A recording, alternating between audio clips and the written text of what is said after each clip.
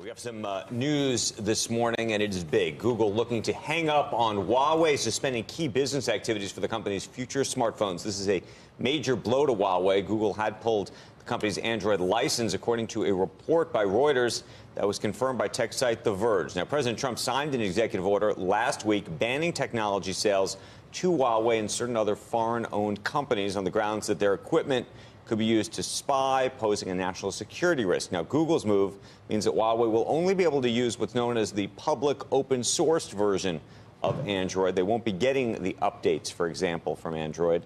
Reports say current devices won't receive any system or security updates, and future smartphones won't be able to access features such as YouTube, Gmail, and Google Play. That's a big setback.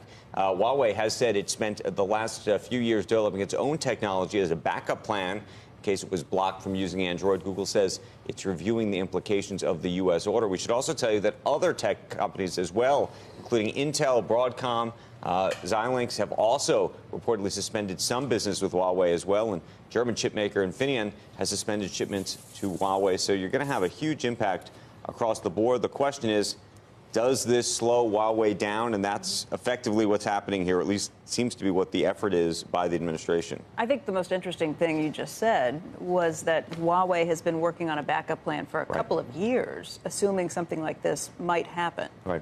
Well, because if you don't have right now, if you don't have access to Android, you don't have access to iOS. There is no operating system.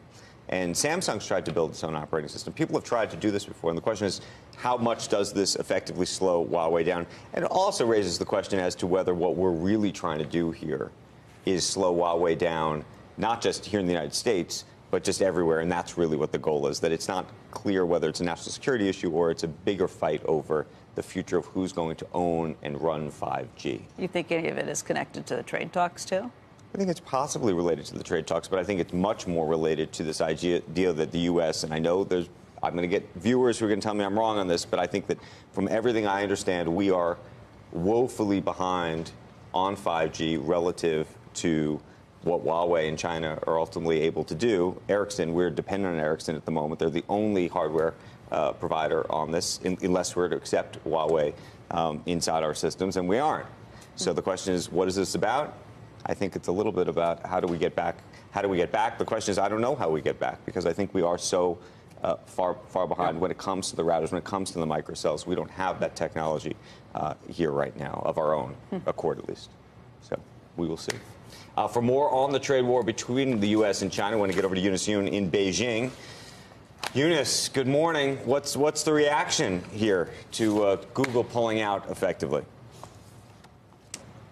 Well, the foreign ministry has said that they continue to support Chinese companies and to protect legitimate rights. But in terms of Huawei itself, I mean, you had seen the statement that Huawei has said that it's going to continue to support their own smartphones and their own devices. I had heard from one source who closely follows Huawei, though, and they say that Huawei only has about a year's supply of the components from the U.S. So there's definitely a sense of urgency on the part of Huawei that its business could be badly affected. But separate to that, what we were seeing over the weekend was something pretty interesting, because I think that if you were to sit down for a movie night in China over the past couple of days, you would have thought that you were in the middle of a throwback to the 1950s. And that is because the state broadcaster changed its primetime programming lineup to air 3 anti-American movies that showcase China's triumph over America during the Korean War. And in fact, the CCTV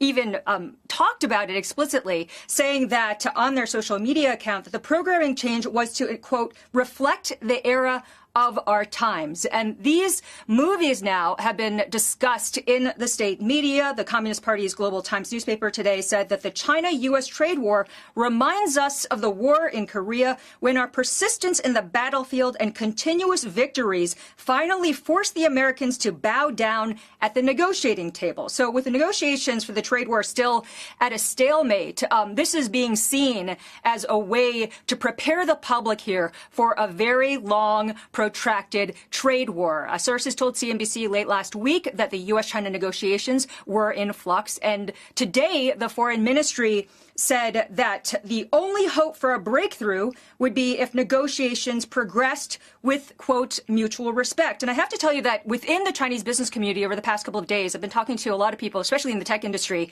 and a lot of people are very pessimistic about whether or not a trade deal can be done. So people have been telling me that to watch for June, and if we see a trade deal, if we don't see a trade deal by June, then their expectation is that things are going to get a lot worse between the U.S. and China.